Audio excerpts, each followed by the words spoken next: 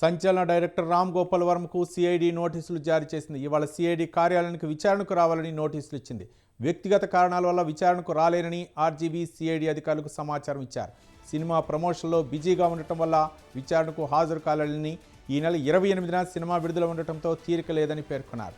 తనకు 8 వారాల సమయం కావాలని, ఆ తర్వాత తేదీ ఇస్తే విచారణకు వస్తానని సిఐడి ఇన్స్పెక్టర్ తిరుమలరావును కోరారు. అయితే సిఐడి అధికారులు ఆయన వినతి మేరకు 8 వారాల సమయం ఇస్తారా లేదా మరోసారి నోటీసులు జారీ చేస్తారా అనేది ప్రస్తుతం చర్చనీయాంశంగా మారింది.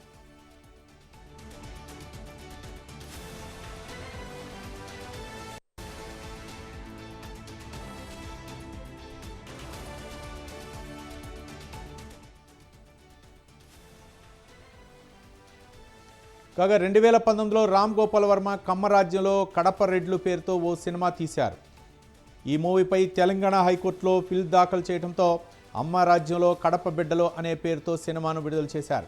ఈ సినిమాను యూట్యూబ్లో మాత్రం కమ్మరాజ్యంలో కడప రెడ్ల పేరిట విడుదల చేశారని గుంటూరు జిల్లాకు చెందిన మంగళగిరి సమీపంలోని ఆత్మకూరుకు చెందిన వంశీకృష్ణ బండారు సిఐడి పోలీసులకు ఫిర్యాదు చేశారు.